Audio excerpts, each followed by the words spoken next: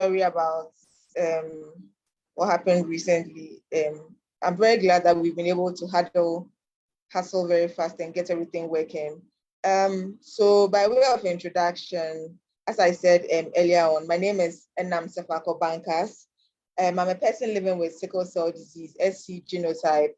I'm currently a resident in hematology at the Department of Hematology at the Kolebu Teaching Hospital. So that's postgraduate level. And I've been there for the past 3 years. Prior to that, I worked for about 6 months at the Bone Marrow Transplantation Center at Ridge Hospital. And then before that, I did my house job at Legon Hospital and then Kolebu Teaching Hospital. And then before that, I was a student at the University of Ghana Medical School, St. Mary's Senior High School, and then Bishop Bowers. In addition to this, I'm also the founder and managing director of Sickle Life. Thank you all very much. Thank you to Dr. Bankas. Please, Mr. Felix Amano, kindly introduce yourself to us again. Keep it short. Hello, good evening again. My name is Felix Amano, and I'm the CEO for Sen Global Ghana Limited. It's actually a travel and tour and a real estate business. I started off my career somewhere 2007 when I finished Legon, and I did my service with Alitalia. So from Alitalia, I think Alitalia folded up at the time. So we kind of set up Eurotour, which was a travel and tour by the Italians to still run operations.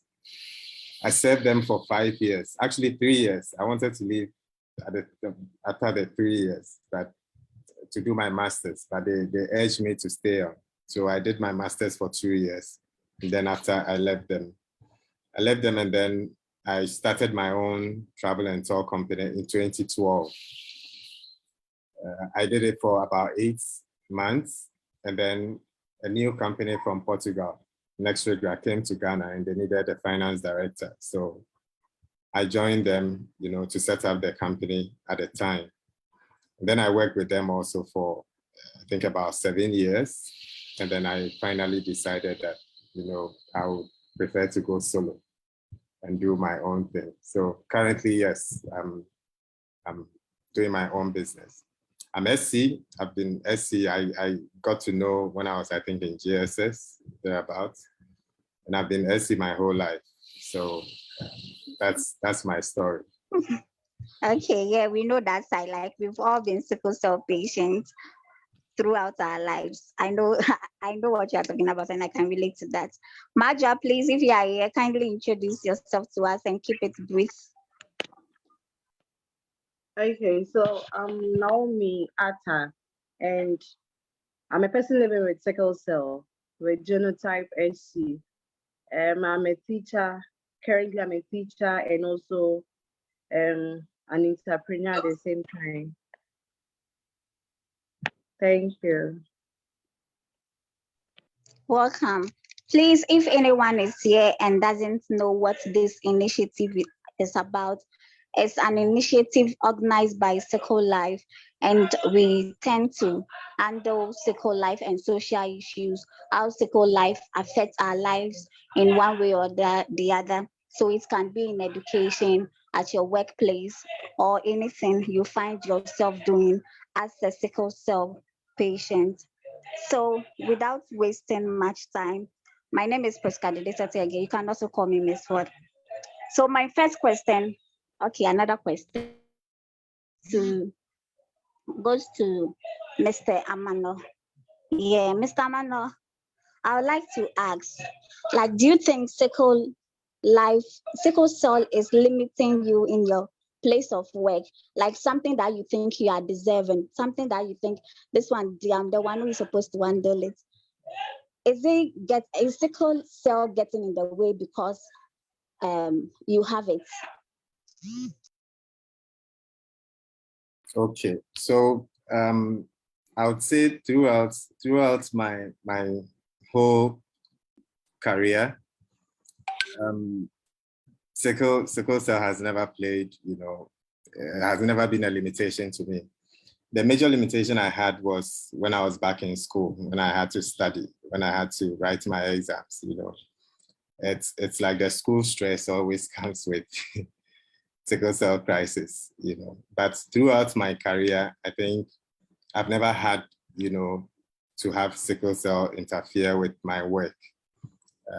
I think mostly because I try to outdo myself at work, so that the days that I don't happen to be there, they don't matter. Those days are not counted as, me missing work.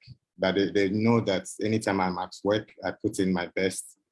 So they actually empathize with me when I'm not at work.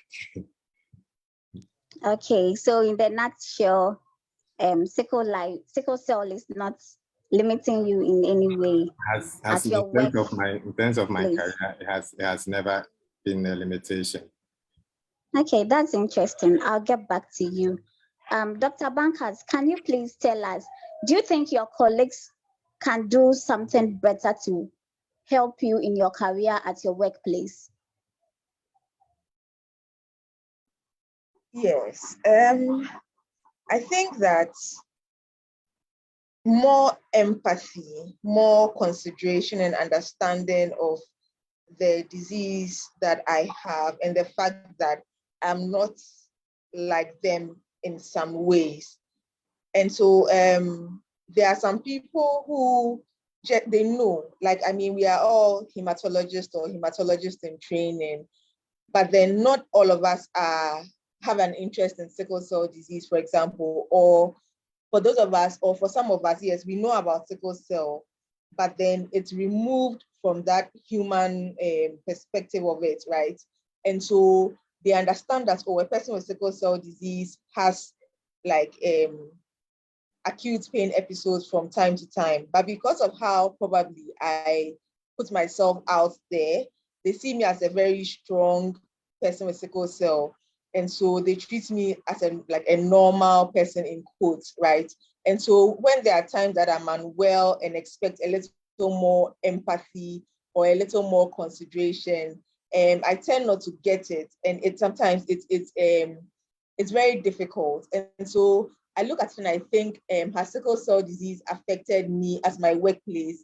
And I think what it has rather done is that it has made me want to overcompensate and want to overachieve, such that now it's like I have probably burnt out faster than the average person, because I have pushed through sickness, I've pushed through ill health, I've hidden it when I've been sick, just so that I could be on the same level as everyone else. Meanwhile, really, my body is not the same as theirs. And sometimes I'll do what they are doing, even though I'm sick, and then I'll end up much sicker, and then I'll bear the financial cost or the mental health cost or everything else that comes with sickle cell alone, and then no one else sees it. And then it makes life even more difficult than it should be. Okay, I think that is clear enough. So, Majwa, I would like to know, do you think sickle cell has limited you in your achievements, that is on your career path or at your workplace? Do you see sickle cell as a limit?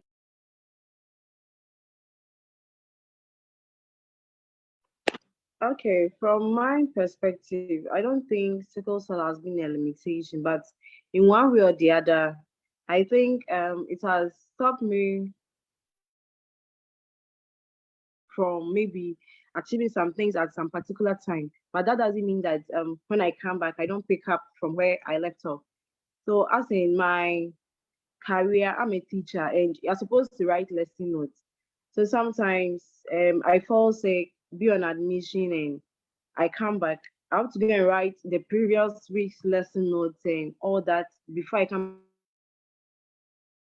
and write the current one. So I think it's not a limitation to me because I'm able to achieve everything I put my mind to. unless maybe I fall sick and I have to pause and then go and start from where I ended before being on admission. But apart from that, I don't think sickle cell has been a limitation to me. Okay, so let's assume that there is this promotion at your workplace. I'm talking to all three panelists. There is this promotion at your workplace, and you think you are deserving. You deserve the promotion because you've worked so hard. And I know how sickle cell people can work very hard because I can relate to the disease. And they don't give it to you because they think maybe if they give you that position, it will be so much stress, and they give it to another colleague. Like, how would this affect you guys? Like, to all three panelists, anybody at all can go first.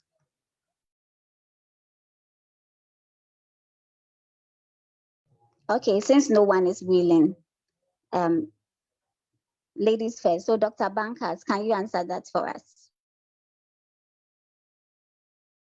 Okay, Priska. So I think that it would affect me,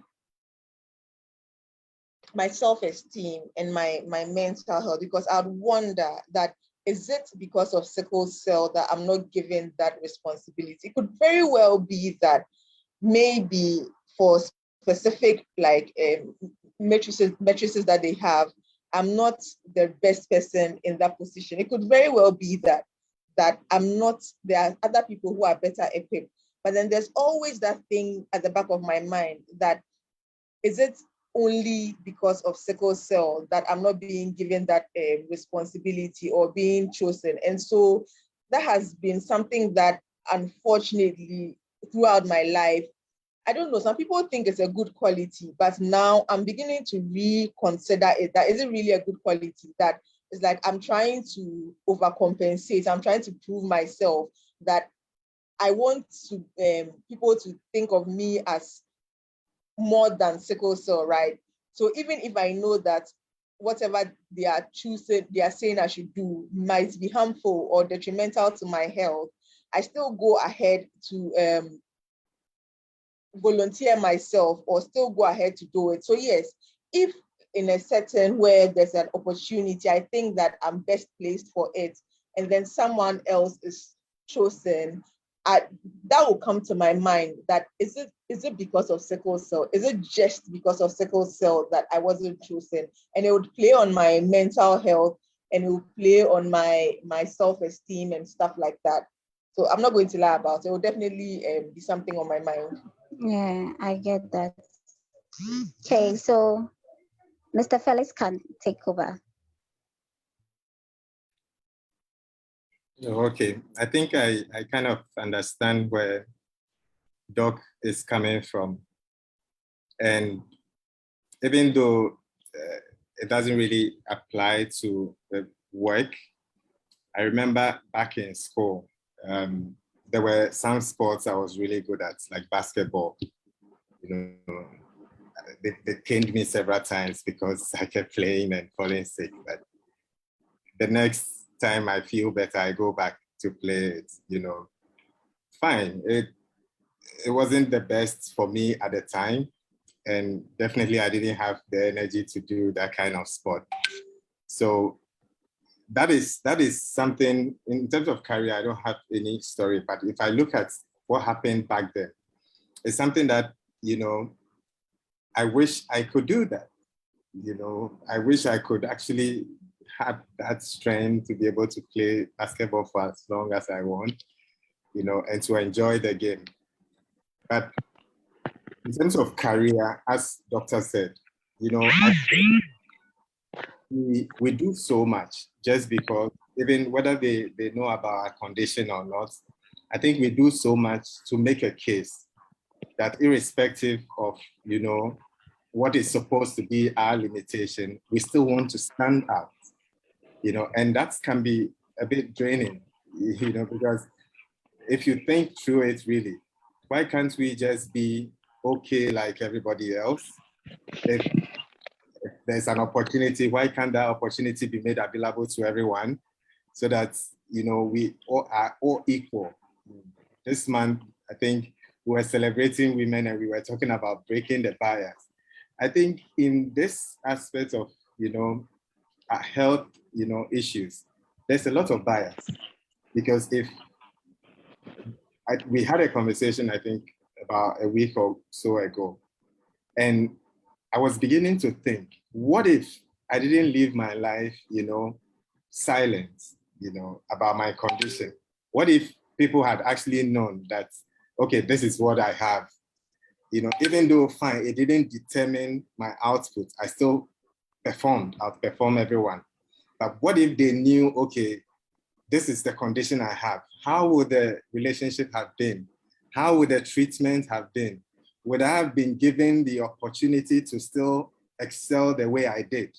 Or would I have been limited because personally I'll be made to think that I don't deserve maybe some opportunities, or I may exert my, for instance, in 2016, I left school, I traveled to UK, and I worked at a construction site.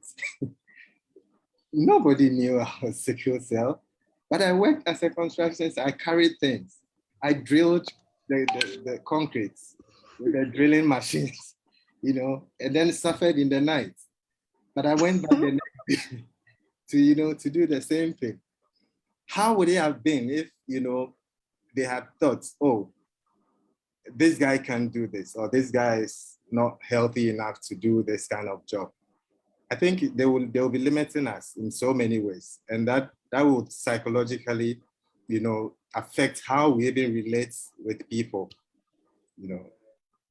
Okay, I think I'm satisfied with your answer, but you did mention that if they knew. So does it mean that you wouldn't like to disclose your status to your boss or colleague?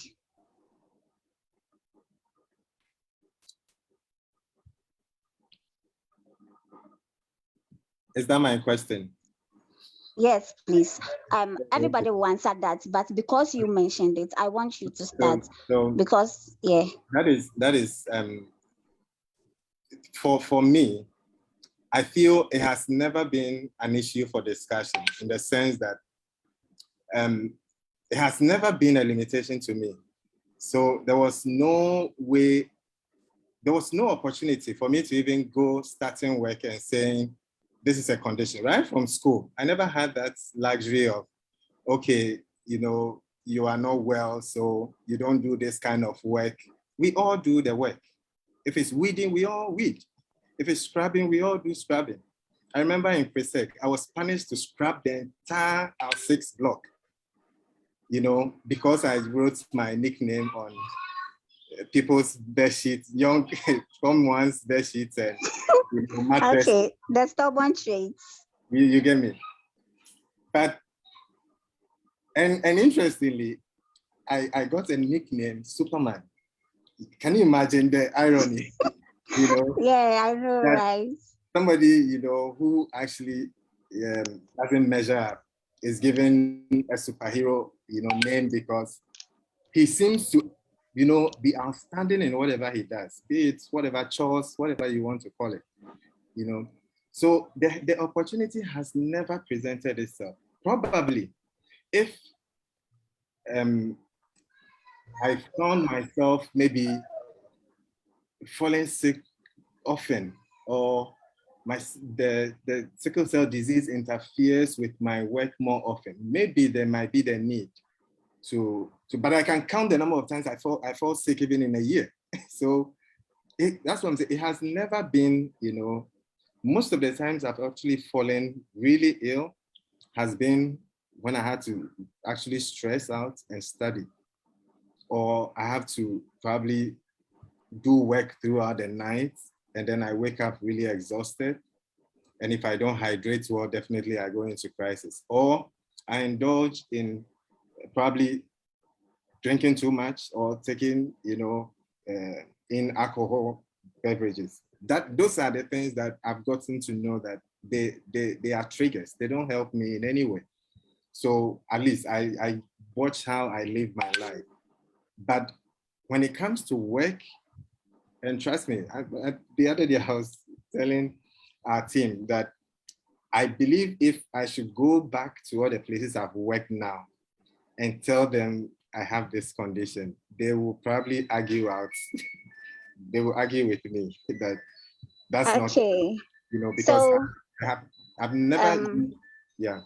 hello, Phyllis. So, are you saying that your boss and work colleagues don't know your status and you don't find the need to disclose it to them? Is that what you're saying? No, if okay, well, I can answer the first one because yes, they don't know my status. They don't know I have any condition. Okay, interesting. Yeah, they don't know. And as I said, it has never been, I don't know how to explain this, but maybe I'm the odd one out here, but it has never been an issue for discussion. Like, has never been that, I don't know. Maybe I don't know how to put it, but that is how I, went through, life, because, and for, maybe psychologically, there were some suppressions when I was growing up. I don't know, but it has never been an issue for discussion because it has never been, because when I listen to stories, I think most people, it's easy to notice because of the frequency of you falling out of work, like the frequency of you absenting yourself from work or school, and it's easy to notice these things. As I said, wherever I went, I was more like I always outperformed. You get me? So I never really had the opportunity to discuss these things. You get me? And I don't know what would have even made me go into a work, like go into a job and start discussing that. Because for me, it would have probably been seeing myself as, okay, then I'm cutting myself short because I want to make an excuse. Maybe that's how I would have seen it. But that's not to say that, people shouldn't disclose their health status. At least if it affects you in so many ways, there is a need, to say what exactly it is. Okay, let's hold on that. Can we hear from our ladies? Dr. Bankers, would you disclose your status to your boss and your working colleagues? Okay, so for me, it's been a little different.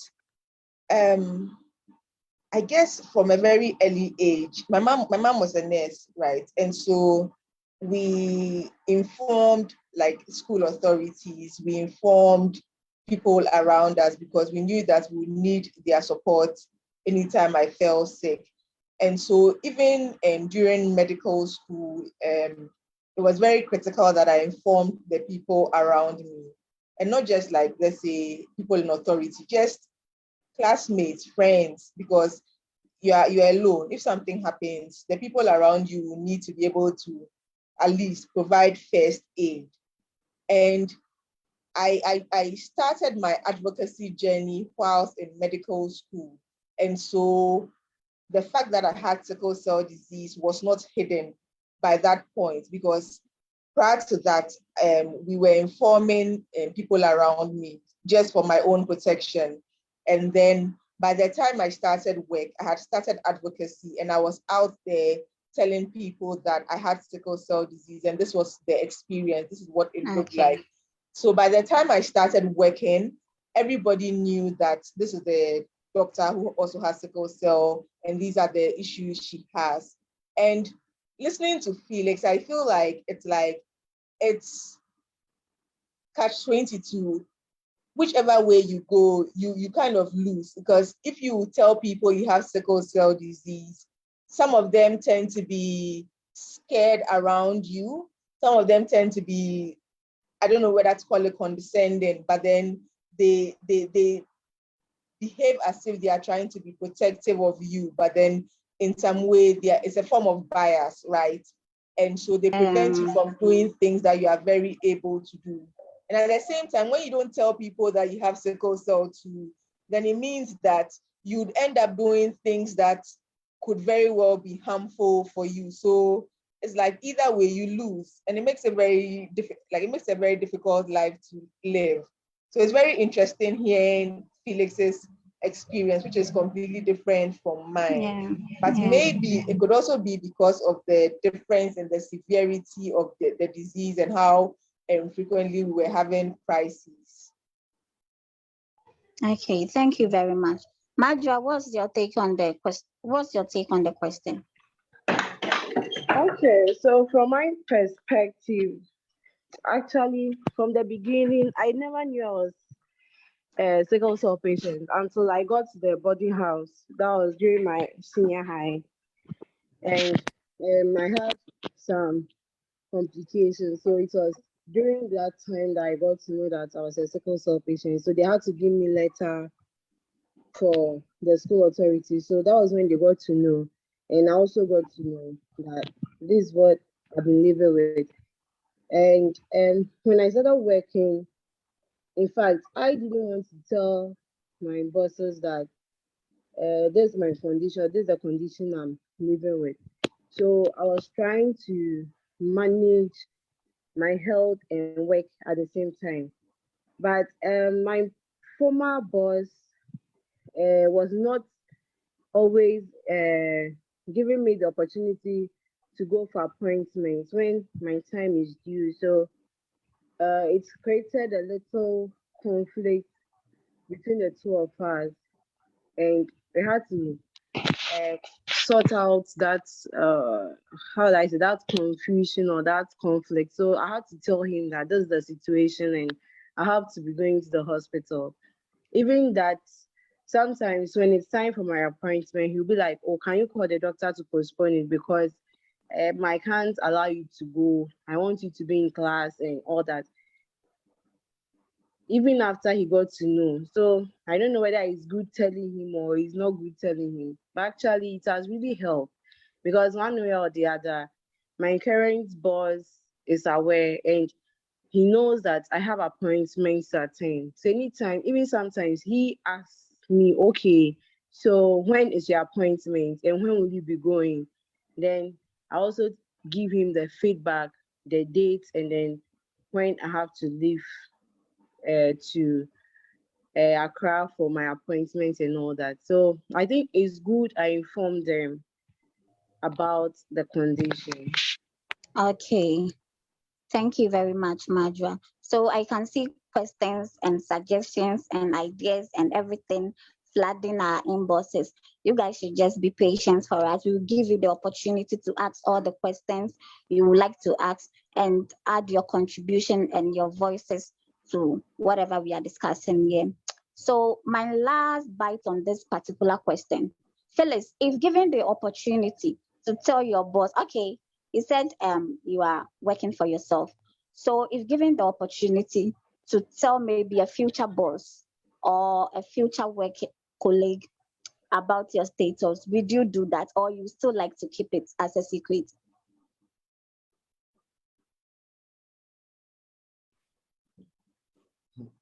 Okay, this is a tricky one, but the truth of the matter is, whether I say or not, they might even find it hard to believe anyway, because at the end of the way, it's about results.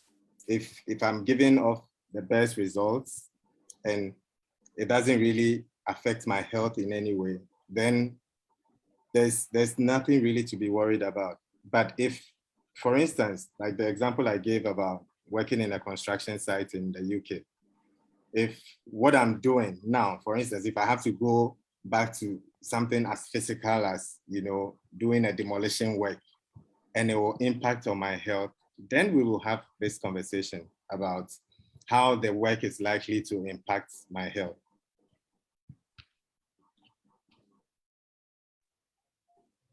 Okay. So this particular question goes to Dr. Bankers. Do you think your workplace can do something to accommodate people living with sickle cell or people living with other disabilities, like they can do more to better the life of those people who work for them? Absolutely. I think that just the world of work in general can do a lot more. There's a lot of discrimination regarding sickle cell disease specifically, but a lot of health conditions, including mental health. And it's because of how we've standardized things, right? There's ableism. We think that people who don't have any form of physical or mental health challenge are the standard. And so anybody who doesn't align with that is not considered as normal, right? And so then everyone else is trying to achieve that standard. And so what that does then is that if you happen to have anything that is not considered a normal, you are forced to strive to that, even to your own detriment. In my current situation, unfortunately for me, I was diagnosed with avascular necrosis of head of femur in, let's call it 2013, 2014. That's when I was in, I think, fourth year of medical school. And at the time, I was told you have to limit how much physical activity you do. Don't walk too much, don't run, don't jog, don't play basketball. And all of that was fine. I mean, initially I couldn't even like go for my lectures and stuff, but then it got better. But then throughout my working life, I knew that, oh, I have avascular necrosis and it can get worse. So I remember there were times where in Ghana, unfortunately, if you're a house officer or a junior doctor, you'd have to do what we call chase blood. That is, go with an ice chest physically to the blood bank to go and look for blood for your patient. And for something like that, at that early stage of my diagnosis, if I were to tell you that, oh, this is my problem, I can't be chasing blood, as a senior colleague, there's nothing physically on me that shows that I can't be walking around chasing blood, you understand? And there were times when on my ward, they're like, if you are reviewing a patient, don't sit down, stand. And it got to a time I told them that, frankly, I can't be standing like throughout the day because I have this condition and it's progressive. So you have to like make certain concessions for me. Unfortunately, my boss at the time understood, right? And so you realize that this is very like superior dependent. It's based on your particular boss's idiosyncrasies. If they want, they'll do it. If they don't want, they won't do it. Even during recently COVID, there were some people with sickle cell whose department allowed them to get sick leave because their boss was like, yes, sickle cell, COVID, high risk. But there were other people whose bosses did not allow them to get sick leave because they didn't think that it was a problem. You understand? So there's no standardization. It all depends on where you are and who you are with. In the current situation now, my AVN has progressed such that I'm using a walking aid, right? Crutches. And despite that, there are certain fixed things that need to be done whilst you are a resident. You need to be doing ward work every 2 to 3 months. You need to be going to the lab every 2 to 3 months. You need to be doing morphology. You need to be doing daycare. And now the situation is such that because of my health challenges, I'm not able to do all of these things. And so I spoke to one of my senior colleagues about my current health challenges. And then he's like, quite frankly, the Ghanaian system does not make accommodations for people who are a little different. Elsewhere, I want to be a hematologist. Okay, I have challenges. They'll just tell me these are the requirements. If because of my health problems, it will take me 5 years to do it. It's up to me. 5 years, fine. But then I just make sure that I do those things. And when I'm done with all those requirements, I go and write my exam, I pass and I move. But in a very rigid and fixed system, I have to go and do those things despite my ill health. And if I don't manage to do them, it's like I forfeit my program, or like I end up going to do another program that is more accommodating of my health. So at a point it became, okay, so because now I have this complication of sickle cell disease, do I have to stop trying to become a hematologist, which is like my primary goal, right? To be able to help other people with sickle cell, just because I have a complication and there are no allowances within our system to accommodate this difference that I have. And so it makes it very, very difficult because the system is not built to accommodate people like us. You are expected to be like everyone else. And so even when you are sick, Madra mentioned, she's going for reviews. Everybody knows that you have sickle cell disease. Even when you are not sick, you'd have to go for reviews. And then you might have crises that may need you to be on admission. They are known, it's science. Yet in the workplace, it becomes an issue when you are taking time off, right? In the drawing of schedules, we know that there are specific precipitants for crises. Yet when they are drawing the schedule, it's like you are like everyone else. There are no accommodations. And we don't want to be treated like we are less than other people, so don't give us work. For me in particular, I keep saying that I work like I overcompensate. So at a point, it's like I'm working too hard just to prove that like I'm not sick or I'm not different.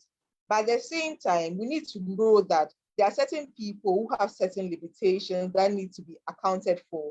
So on the whole, our system does not factor in people who are differently able or who have certain limitations. It just treats everyone on the same level. And even when you have a challenge that can be worked into the system such that you can make it work, people begin to stigmatize you or begin to victimize you. And I've had my fair share of that, where at a point now it looks as if you are making your sickle cell an excuse. Why are you the only one who is always sick and on admission or and getting sick leaves? Meanwhile, I can see tangible reasons or precipitants at work that are directly related to why I'm constantly falling sick.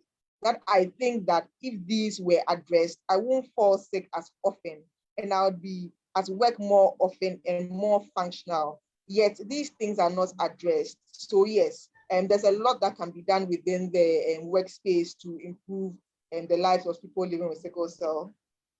Yeah, I agree with you on that. I think we have a long way to go as a country. Majwa, you are a career woman, you have sickle cell disease, you recently got married. How is this, all these three, like challenging or conflicting with each other? Actually, it's been tough, but we are still managing and moving on. Because as you said, I'm married and I'm not staying at the same place with my husband too. So meaning almost every weekend I have to be traveling from my station to my husband's place. But sometimes he also comes to my end. So with work and my lifestyle, everything, I don't know, but God keeps us going because actually my husband has been so helpful.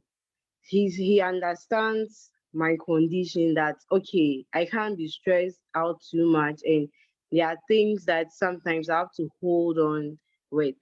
So he always tells me that I have to make sure I plan my week very well so that I don't overstress myself.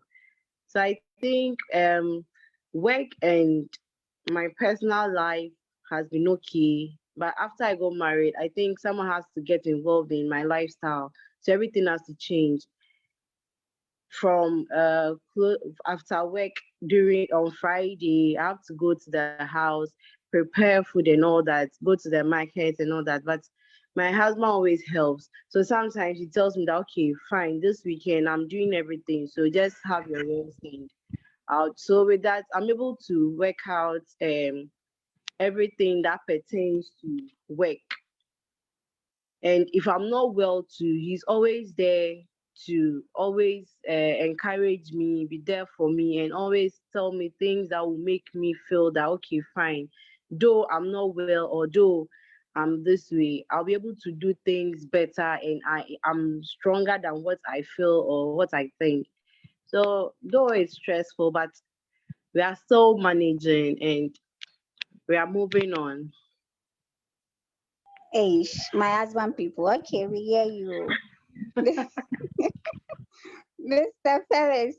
Okay, so you are a boss on your own, you have your own company you are managing.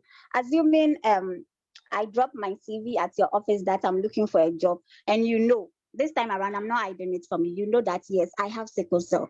Would you employ me? And if you will employ me, would you put measures in place to help me as your employee? Of course, I would employ you. I'm also okay. Please, I'm bringing my CV after this meeting. I'm also a sickle cell warrior, so that wouldn't even be a problem. But I understand where Doc is coming from. That's why I said, for me, there has never been the opportunity for me to even have to talk about my condition, because with the companies I work for instance, things like your health is the most important. If you are not well, go home. Nobody is going to chastise you because you are leaving the job. No. So probably these are the things that probably never gave me the opportunity to even have to discuss these things. If there's something wrong with your family, you go home. They ask you to go home because they know whatever is happening with your family can have a mental effect on you, and it will disrupt your work.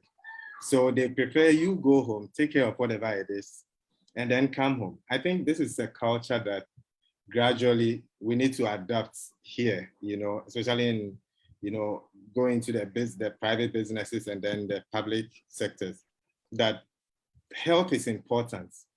People need their health in order to work. So irrespective of the person being sickle cell or not, if somebody is not well, why do you force the person to work? No. So I joined that, I learned that culture. And then when I was a boss, I also adopted the same culture, that if you're not well, go home. If you need the whole week, take the whole week, because we want you to come back better and perform. And I'll still get my pay. Yes, and you'll still be paid. Oh, okay. I'm dropping my CV, serious. No, but you see, I think there are things that are in the labor laws that most employees don't even know, and employers, take advantage of them, because exactly you are entitled, to absent yourself from work for 2 weeks. Then, you can be given a necessary warning or sack or whatever decision they want to take. So if you are sick and your rights, because I worked as HR too, so I knew the law, I knew how the law applied, and I prefer to stick by what the law says. If somebody is not, for instance, maternity, we are pushing now for 1 year maternity. Please. I hope this is my CV. I am not getting pregnant now, so I'm just hoping they pass the maternity soon. But it matters, because once a woman gives birth, definitely you don't expect her to come and exert herself the way she was before she got pregnant and had a child. It won't be the same. They need time to recover. And that's why we are pushing for that agenda for the extension of the maternity period, to give women that room to recover. They are the people carrying, their lives into this world. Men don't have that limitation. And there's always going to be that inequity in terms of, discussion about, the functionality of men and women at the workplace. It's always going to come up. But there are general rules, as in health. Health everywhere, irrespective of sickle cell, health everywhere. It matters in the work environment. If your staff are not healthy, how do you expect them to perform? They won't perform, they will underperform, and that will affect the productivity of the business. So if you want your staff to do well, listen to them, address the various concerns they have. And I know a lot of people have asked questions because I mentioned, I never talked about, my condition. That is not to stand, with the notion that you don't need to say. No. If it affects you, you need to have that conversation. You know, you are the only one who is able to say what affects you and what doesn't affect you. You can't have others rather dictating, you know, how you feel. And I know, because I'm a person living with sickle cell, and I know there have been countless times that I am in pain, and I'm even telling them how much pain I'm in, and they want to believe something else. They don't want to believe that I'm in that much pain. The fact that I look okay doesn't mean, you know, I'm acting collected. Okay, I'm not crying. That doesn't mean I'm not in pain. You know, if it escalates, you see me crying, but you don't need me to get to that point, you know, to be in so much pain, to be crying before you now assess that, yes, indeed, I'm in pain and I need help. You get me? So, Priska, I'm just hoping, you know. Auntie Nelly, you are sharing your screen. So, Priska, I'm hoping that, you know. Yeah, Mr. Felix. At least by the time you finish, we'll be able to make a lot of noise, or enough noise for businesses to begin to address some of these concerns. Okay, and my work spot has been granted, right? Please don't give it to anybody, I beg. I don't want to be in the sun. Okay, so okay, I don't even know who to throw this question to, because Priska, our time is fast spent. But let yeah, me address this as well. If I'm in a position to employ as well, I would also give a fair opportunity to people with sickle cell or any other condition. I remember with Sickle Life at a point, and people, like someone asked how we are able to run the organization, considering that it's like everybody has sickle cell disease. And it was a little funny to me, because the person's impression was that everybody will be sick at the same time, and so will not be able to get anything done. And I mean, of course, the fact is that not everybody in Sickle Life has sickle cell disease.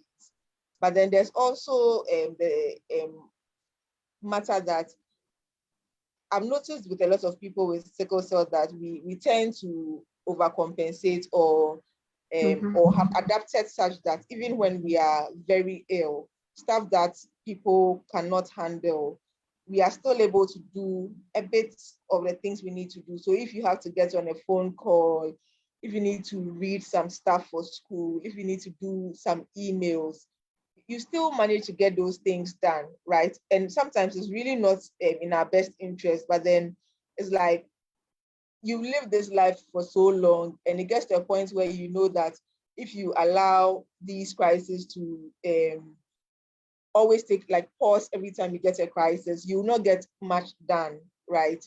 And so just based on the Sickle Life experience, where a majority of our admins are persons living with sickle cell disease, and yet we are able to get a lot done. I think that all you need to do is to have your key performance indicators,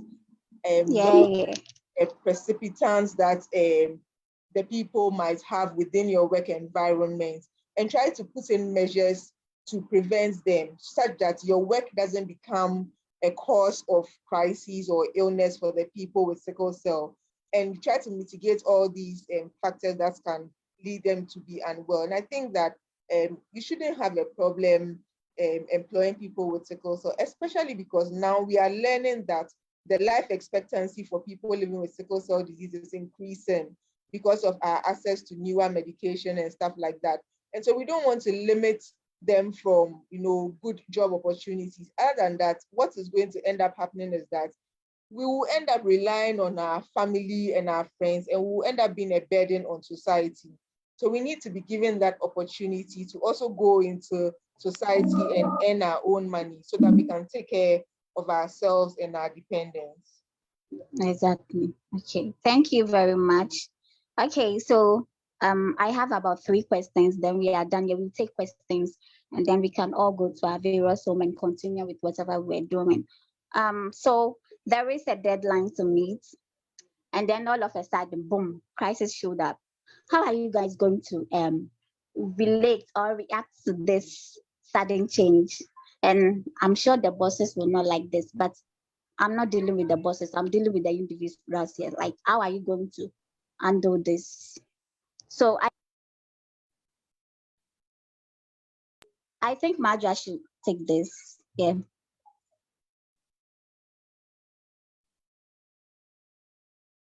Maja, your mic is off. Hello. Sorry. Yeah, we can hear you. Okay.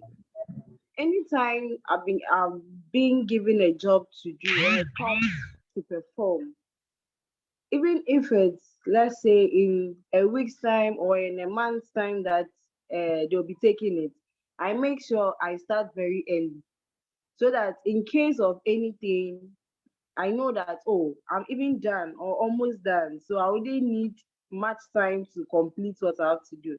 And if it becomes that serious that I have to, how will I put it, to complete it before the deadline, sometimes I'll be at the hospital and still be working on what I'm supposed to work on. So that's what I do.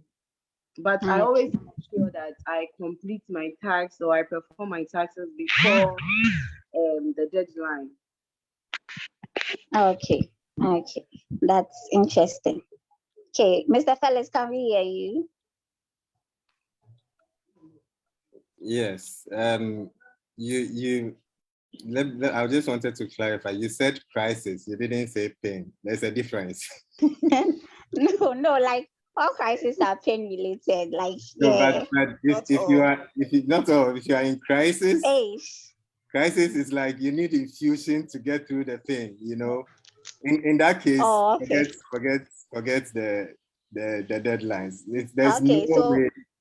There's okay, no so way. in this context, like pain and like crisis, everything, combine them. You see, because if for instance, if I have a, let's say, a knee pain or a shoulder pain or a bone pain, maybe I can manage, go to work, try and get whatever I have to do done, and then come home. But if I'm in crisis like you having hip to spine kind of pain, and you can't even move around, and you need wheelchairs, to actually move around. That's not something fun, to try and be thinking. You won't even have the mind to think about deadline. Exactly. So that is it. Because then again, most of the time I use the school as an example, because when you are actually in crisis, and let's say you get to the hospital and you have a paper the next day, your only hope is, the infusion will give you some little relief to be able to write the exams at the hospital. That is it. But there are some kind of levels of pain, some levels of pain that even listening to someone is irritating. So I know, right? I think, well, if you're sick, you're sick, irrespective of what the deadlines may be. Your life matters more than any other deadline. Okay, let's hear from our doctor and we take another question. I think that because of the trend that I've noticed with myself, which is that stress precipitates crisis, it's a given. It will always happen. Every major exam, I'll get a crisis and be on admission before that. So what I've done is that, as Marjorie said, anytime there's a deadline or something major going to happen, I try to start way in advance. And I was better at this when I was in like high school and university. These days, I'm not so like good at it. But then, so what that meant was that at the beginning of the term, I start learning for final exam. If I have a presentation, I'll start working on it a month or 2 months before. If I have a meeting I have to prepare for, I'll start working on it weeks in advance, because I know that there's a high likelihood of a pain episode or a crisis. But then these days, it's like there's so much to do. You don't even have the time. Like the 2 months ahead that you want to start preparing for something, there's also something happening then. So it makes it a little difficult. But I think that it's something that most of us have learned growing up. And so then the advantage becomes that for those times where nothing happens, where there's no crisis, there's no pain, there's nothing, then you are extra prepared for whatever you have to do. So yes, that's what I usually do.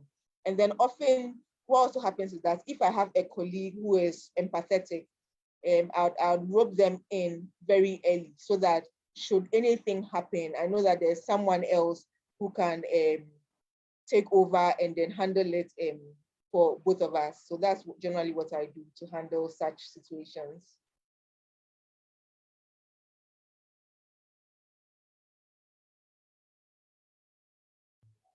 Okay, my last question for everyone. What would you like government to do? That is to help people or persons living with sickle cell disease to make your work or your career superb, like better. What would you like the government to do for workers, like people living with sickle cell and they are working? Maybe I might be your first lady someday. So if you tell me, I can write them down and get them done for you. So, Dr. Bankas, would you like to go first? Okay. So since we're asking about government, we are at the very top. So recently, accessibility has become big for me because I'm having accessibility challenges, and I've noticed that this country is not disability friendly at all. And this is even in the hospital where everybody is moving on a wheelchair or a stretcher or something. So at that very high level, like things like accessibility are very important. But then also we need to have some kind of welfare system in place. I know this is a very tricky subject amongst our people because nobody wants to be called disabled or in need. But then I think about the fact that now that I'm having challenges, for example, if the opportunity was created such that I could still be supported, maybe with a part of my salary or something like that, would I still be going on ward rounds with 5/10 paying daily, for example? So that whole system that supports you. So will I still be going to work daily with this like paying 5/10 level paying? So that would be like something on that governmental level. And also we look at the labor laws, especially related to people with health challenges. But then I think that even before we get to the governmental level, we also look at various places of employment, and maybe policy is also at the governmental level. But then there are certain policy changes that we need. Felix talks about the fact that, of course, the labor laws are supposed to grant us certain reliefs. But then for me, I work in the public sector. So what we see is that a lot of these things are discretionary. It depends on who is your boss and how they feel at the time, and whether they think that you in particular deserve that benefit. So we need to standardize a lot of these things. And then, of course, we, the advocates, we need to do a lot of work because, for example, when COVID started, if we had made a little more noise, maybe we would have been able to call for all people with sickle cell disease, for example, to be exempted from working in clinical spaces. So it's not just government that has a lot to do, but then every single level, including we, the persons living with sickle cell disease, on our own, educating the people around us so that they understand what is happening with us so that they can be more helpful. Thanks. Welcome. So I think this has really been covered. So I wouldn't go to my other panelists for their Please go to opinions, them. and we would like to be. Okay, I'll Please do go that. to So, them. but please, if you have any question, okay, I will. If you have any question, you would like to ask any of our panelists or me, you can drop it in the chat. If you're on Facebook Live too, you can drop it in the comment section and we attend to them. Then I'll still give opportunity for people to add their voice to our discussion. So get ready. I'll take the opinions of my other panelists. Then we get into the question and answers section. Okay, so Madra, what's your take on that? I think Doc has said it all, but I also include that you see, persons living with sickle cell disease and other disabilities, there are lots of things that they go through, and also with financial constraints, some of the medications and other labs also should be included on the health insurance because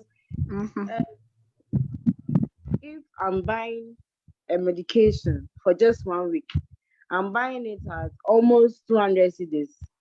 And let's say I'm supposed to take that medication for 2 weeks, meaning that just one medication is costing about 400 cedis.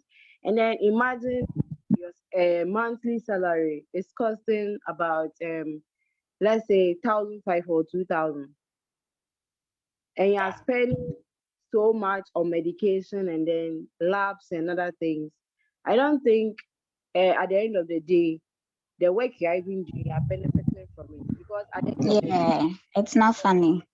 Going back to the hospital and other, because I can remember perfectly well that when I started working, and in fact, I was so allergic to dust and smoke, but the environments I find myself, there's a lot of dust and smoke because they like burning rubbish and all that. And it became a trend. Almost every month, I have to move from my place to Accra, Tema, because I wasn't getting a sickle cell clinic around. And when I tried going to the hospitals around, the hospitality was so poor, and I had to come back all the way to Tema for treatment before I got well. So since then, I had it in my mind that okay, if I'm not well, I have to come all the way to Tema. So and imagine moving from the Volta region to Tema, and my transportation in and out is almost 100 cedis. Then I come to the hospital, have to buy medication and other stuff for like 200 cedis or more. And if they have to do some labs or x-rays or scans or other things, that one is another cost on its own. So constraints to like it's very serious on our part because you can't be working and at the end of the month you take your salary and you are sending your money back to the doctors. So what is your plan for yourself, or how are you going to survive it? Because as you are taking medication, you have to eat too. How are you going to get money for that? So I think it's something that you have to think about, including some of our medications and also our labs or scans onto the National Health Insurance Scheme. Thanks. Welcome. I love this angle too. I'm tempted to ask you a question, but let's take Felix's opinion first. If you have time, I'll ask. If not, let's talk sickle cell. You have to come for the question. You got ask now so that No, I want people to come to next one. So the next one, I'll ask that question. So Felix, let's hear your opinion. Okay, so I also agree with what Doc and Majwa just said. We are not just talking about the cost of healthcare, but the quality of healthcare. And for persons living with sickle cell, when you talk of healthcare, quality matters because that also has influence on your life. And it is expensive, there haven't been much subsidies in terms of health. I remember when I went back to Legon to read my master's, I was admitted at the Legon hospital, and then the doctor, because we had a conversation, he knew I was working, and then he wrote some medications for me. But when it got to the nurses said these medications are too expensive. So they went to the doctor to change the medication and write something else cheaper for me, because I was a student. And the doctor told them that, no, I'm working. And he asked me and I said, I can afford the medications. This is because I could afford the medication at the time. But what about the many others who don't have, the luxury of affording that? Because if you have sickle cell, there's tendency that in a month you may visit a clinic at least a minimum of 5 times, So if you're going to be visiting the hospital frequently, then you are likely to be spending more going to the hospital. And this is where the government has to come in and look at, how, the lives of people living with sickle cell are being impacted, and how they can actually come in to subsidize, some of the medications for persons living with sickle cell, and actually create enough sickle cell clinics in the communities. For instance, if I have to, let's say, even go for review, it means I have to drive from wherever I am all the way to Kolebu for review. Imagine if there was, sickle cell facility in my community, or these polyclinics that we have around. Imagine if they set up a small clinic there to take care of, let's say, people living with sickle cell. And these people, I mean, not just to be there and not have an idea, but trained people who understand the sickle cell condition, and actually are there to support the patient. It would go a long way to help. And this is what I would advocate for, for accessibility to be, not just accessibility, but quality of healthcare to be made available, to persons living with sickle cell. Okay, thank you very much. Okay, so I saw a hand up. Mr. Adesoye, I don't know if I got the name correct, but you can unmute yourself and ask your question. Hi, I just want to make a contribution actually, rather than ask a question. I've put in a note in the chat, which is something that I wrote about my life living with sickle cell. And I thought that might be useful because people come from sickle cell from different perspectives, and it affects people in different ways. I lived the first 30 years of my life in Ghana, and I've lived the last 40 plus years in England. And I think there are two systems, but I think going through life, one realizes that there's always seems to be a death sentence on your life, but sickle cell shouldn't hold anybody back. I grew up at a time when there was no screening for sickle cell. So my youth, whenever I was ill, it was either a witch somewhere who is doing something to me. And I've been to several, how would I say, herbalists to try and find a cure till I went to secondary school, and I was screened, because I was always ill. But in my jobs at the time in the 70s, there was no screening process to determine whether somebody had sickle cell or not. And at that time, there was also no need to tell your employer whether you had a disability or not, because sickle cell will be treated as any other disability. But having had to overcompensate in terms of work, because fortunately I don't do manual work, and most of the work that I do is mainly based on my skills and education. And I know that in one of the jobs that I did, sickle cell really did affect me in terms of not only my progress, but in terms of my day-to-day work. And there were several days when I was expected to deliver a presentation. I found myself in hospital. But that's really for the employer to actually take care about. Some of the issues that I really think, I mean, this is a very interesting discussion actually, but some of the issues that are cropping up are really more to do with the non-medical issues around sickle cell in terms of how people are able to manage their time, how people are able to manage the kind of stress that operates, how people are able to actually advocate. I just want to end by really saying that if we want to be able to make any good impression or influence on policy within our country, then we should all try and join the Sickle Cell Society in Ghana, because it is only through having really one voice coming from different dimensions that people may be able to influence government, for government to change policy, or for people to make exception, for instance, in terms of the way people procure drugs, etc. Thank you very much. It's been very interesting for me. First time I've listened to young people talking about their sickle cell. And I hope next time, I don't know who sent me the link, but I hope that next time you send me, I'll also come and listen again. Okay, that's really all that I will say. Okay, sir. Thank you very much for your input. And we thank you for your presence too. Like, we're happy to have you among our midst. Thank you. We would like to see more of you, actually.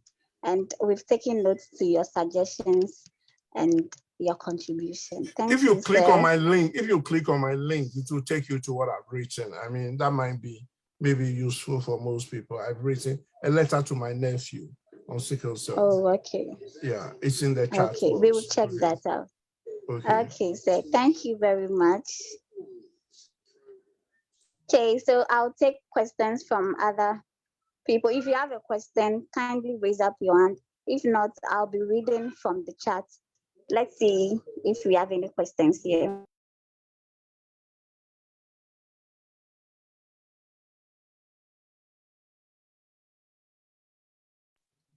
Okay.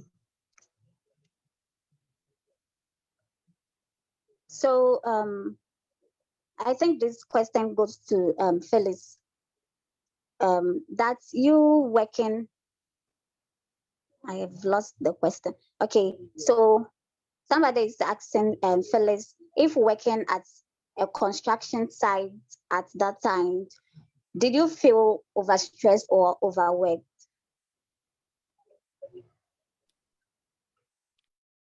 Yes, I did. It was stressful. Hello, Phyllis. Yes, I'm here. Can you hear me? Okay. Yes. So the question. Yeah, a construction work is not an easy work. Yes, I can, and I hope the strenuous, person who asked the question also heard you. You know, it is a strenuous work, but interestingly,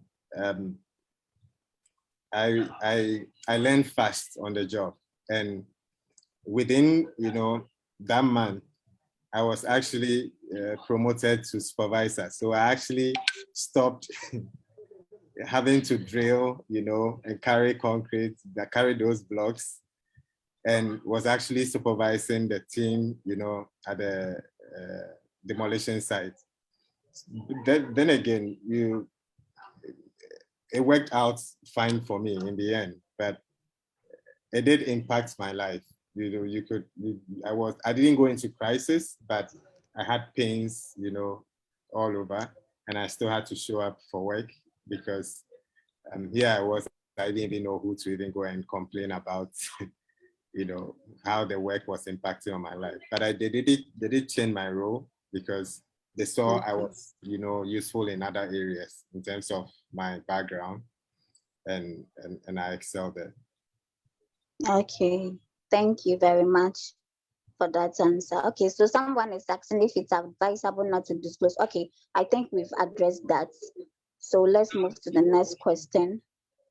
It's very important to tell people around you if you have sickle cell. Okay, not on my side, because when I'm sick, I have to report to work because of all the issues with work and sickle cell disease. I'm trying to direct my son's interest to. Okay, Auntie Doris, I don't know if you are still here, but I would like you to actually unmute and tell us more about this from a perspective of a parent. like how sickle cell is affecting you at your workplace. I don't know if you would like to share more light on this because this is interesting. Someone is also saying the health insurance covers solely paracetamol. Okay, I get that feeling. Auntie Doris, would you like to do justice to that for us? Oh, okay. So another on the top, Emmanuel Kofi, kindly unmute yourself and add your voice to the conversation. All right, thank you very much. Good afternoon, everyone. From where Good I am, the sun is afternoon. shining so high. So, yeah, it's really been an interesting discussion this afternoon and listening from the perspective of my friends and other colleagues here. I'm so happy they almost expressed everything that has always been on my heart. The only contribution I wanted to add is about our voices as people living with sickle cell. How are we advocating for ourselves? I live in the US and looking at how advocacy is going. I've read the stories of many organizations, community-based organizations here, and it's just like what we have in Ghana. People weren't paying attention. Even now, people are still not paying attention, but system has been set in place because of advocacy. Are we ready to advocate for sickle cell, or are we shy to even talk about it?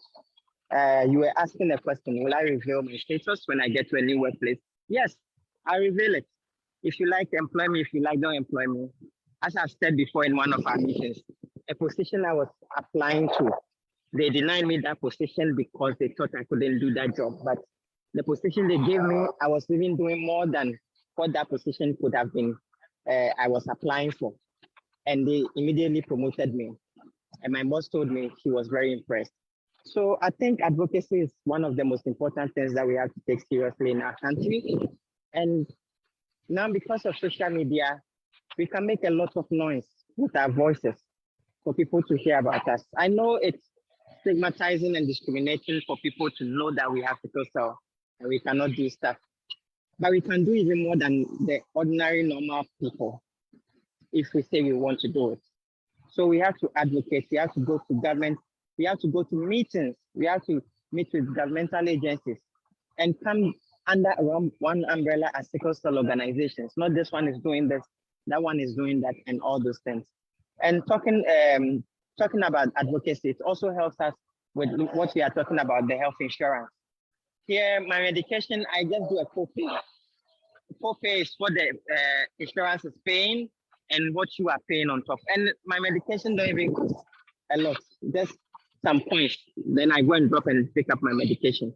I go on a whole admission for a week, 2 weeks. I don't pay nothing because of how sickle cell people have advocated for their cases. So I believe we should do a lot of advocacy for ourselves. Thank you. You're welcome. Thank you too for adding your voice to our conversation. Interesting ideas over there. So we should advocate more. Okay, so if there is no one up, I think I'll be reading more questions from our chat box. Okay, so from Facebook. Okay, please, before I continue with the question, our volunteers form is on the chat right now. And if you want to volunteer, you can fill the form and you'll be a part of Sickle Life family. Thank you very much. So let me read the question from Facebook. So do you think sickle cell patients should not be allowed to work like any other person in their place of work, even when not in crisis or challenge? Bankas should answer this for us. Hello, Dr. Bankas, are you there?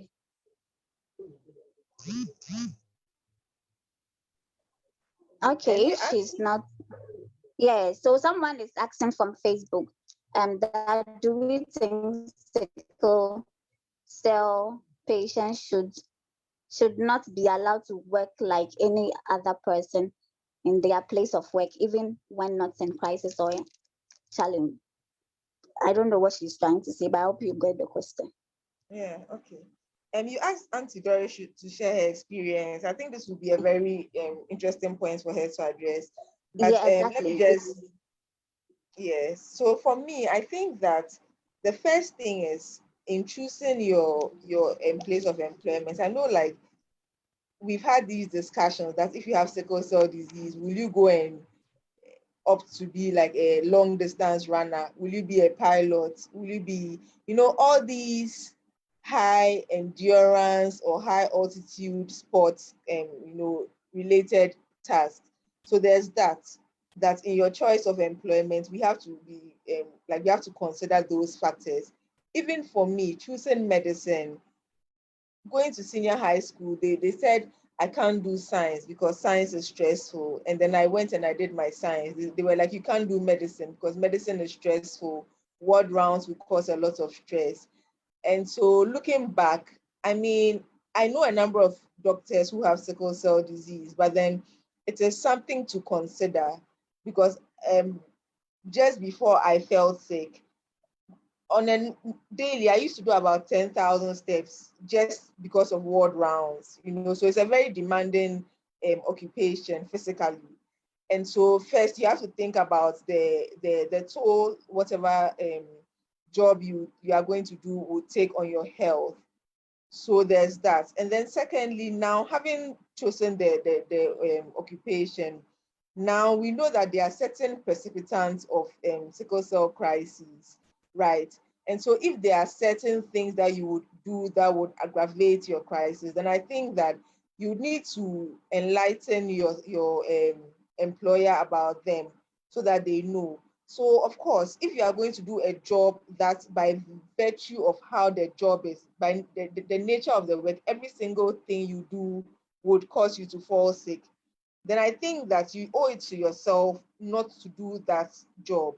But then if within that same job, there are options such that you don't have to do the things that will precipitate crisis, then it's important that you veer towards those things. So for example, in medicine, I could very well, it's just the nature of our setup, because really I don't need to do 10,000 steps a day. It's just because I happen to be working in the facility that I'm working and my department doesn't have certain structures in place. But then should they have been in place, I wouldn't have those challenges, you understand?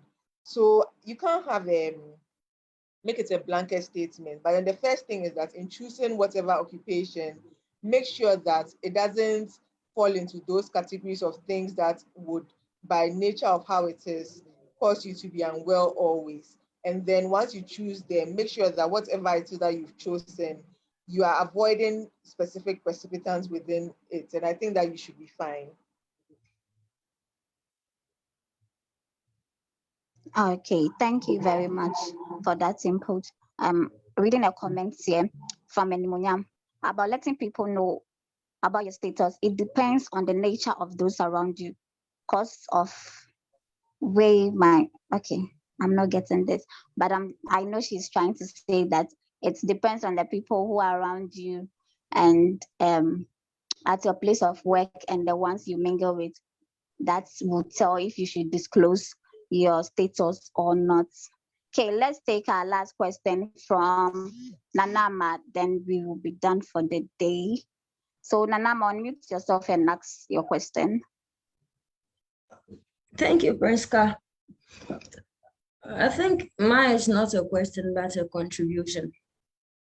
Okay. Those with disabilities, they have some benefit that they do enjoy. And sometimes when you say sickle cell is a disability, people disagree with you, but to some point it can make you disabled.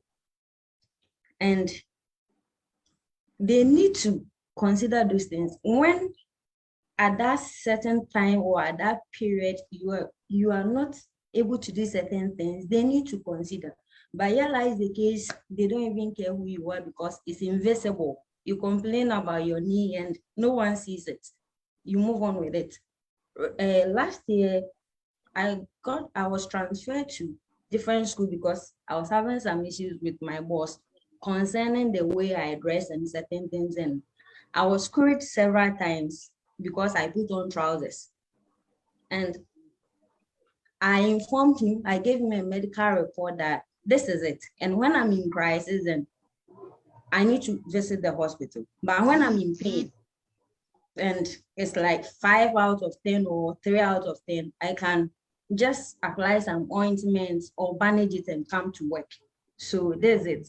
But when I bandage it, I don't want the learners to see that, oh, I'm in pain or it's because of this. That's why I bandage it. So I have to put on trousers and other things. And I was coached several times. I took transfer to different school, and sometimes I always say that you need to talk, you need to speak out, and there are people with ears that they will hear you.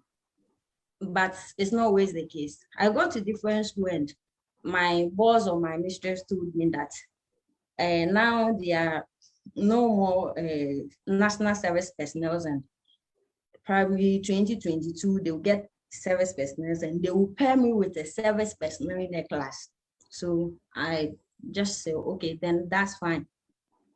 But what it came to me as a shock that when they were doing classification, I got a class with the highest enrollment. Seriously, no service personnel, nothing. And recently I was on admission at Agogo. When I was discharged, she called me that same night that, okay, rest for tomorrow and come to school the next day. And I was like, wow, do they think that when you go to the hospital and you come back, it means you are well, you are fine, and you need to come to work? And I have to prepare and go to work. But, you know, we need to talk. We need to voice out certain things, though sometimes it's painful. Those of us who are out there, we need to do it for those coming.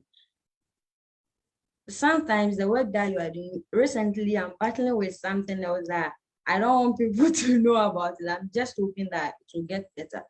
But it seems the work have impact on my health and other things that we need to voice out, but know where you are and know the people that you are with before you do certain things. Thank you.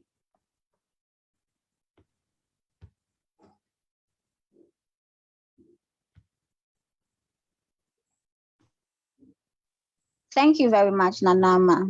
Yeah. Thanks for your input. We are grateful. So another comment from Facebook: seeing him and others age gracefully, even in their condition, gives a lot of hope. Yes, I think this comment was made because of Mr. Adeye. We appreciate him so much for being here with us. Like, that's a lot of encouragement, telling us that yes, there is light at the end of the tunnel and we'll all get there one day. Okay, so let me repeat my earlier instructions. You can join us, our volunteer pool, by filling the form in the chat, same as joining us support group, where we learn a lot there because we do group discussions and other things, other fun stuff on the page. You can also fill the form. The form is in the chat as well. So if Ms. Priska, please, I have a contribution. Okay, go ahead. All right, so I would want to say to Nanama that it's a very encouraging thing that she said.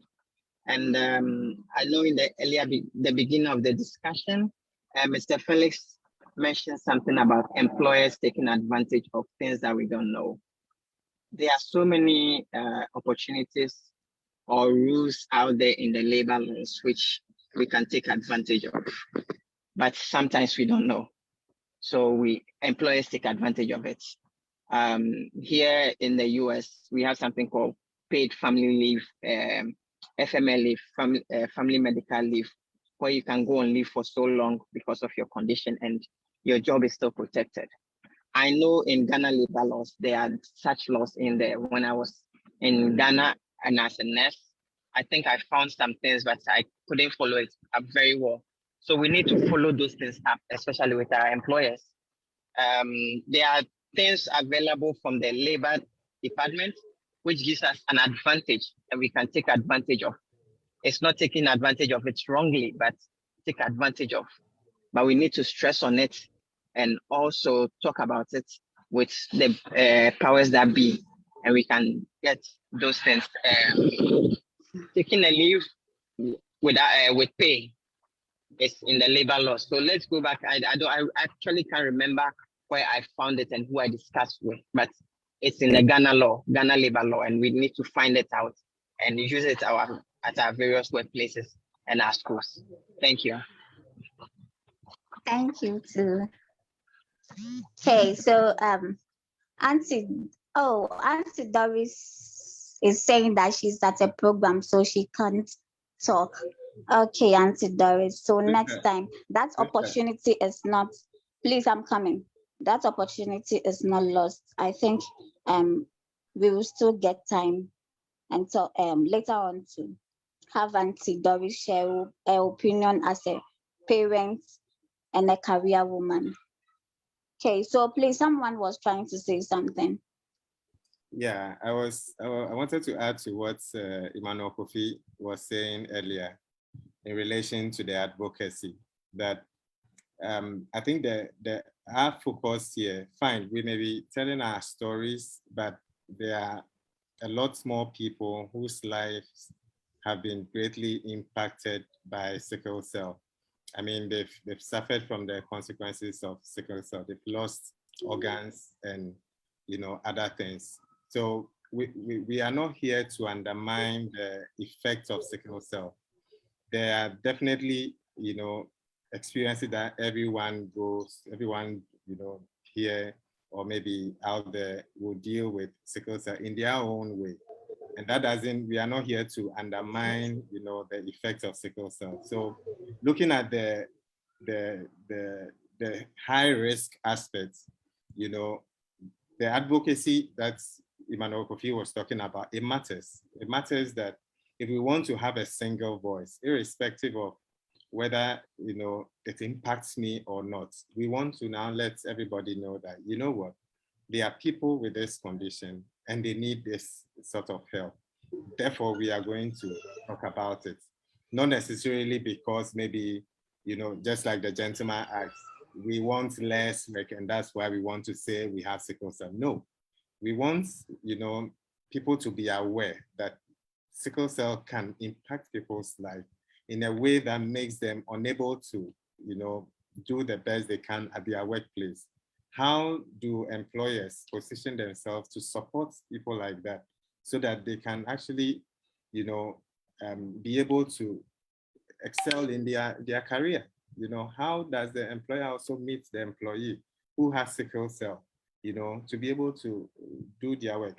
It's not everybody who can, come out and get their own jobs. Definitely, they will go into the work, environment and try and get jobs. But when we get there, what are the conditions there? Are the conditions favorable, for us? That someone made an example with disability. If somebody cannot, somebody uses a wheelchair and they need access to a building, the employer has to make that provision for the person to be able to access the building. And there are jobs that actually even ask you questions, not because they want to deny you the work, but they want to know if, they have the facilities to accommodate the condition that you are coming with. And that's the voice we should have, to make our voice louder and bigger so that, the things that are needed to make our lives better will be made available to us. Okay, Felix, thank you very much for your contributions. I want to say a very big thank you to everybody that's joined us. And once again, let me remind you that Let's Talk Sickle Cell Disease is a Sickle Life initiative that we do this to educate the public on various social issues that people living with sickle cell face in their everyday lives. And once again, we'd like to apologize for being hard at the beginning of the program and for taking so much of your time. Mr. Ade, thank you for staying this long with us. We want to say a very big thank you to everybody once again. We appreciate you so much. Without you, this won't be a success. My name is Priska Dedetete. You can also call me Miss Ward, yes. So see you same time next month right here. Thank you very much for joining.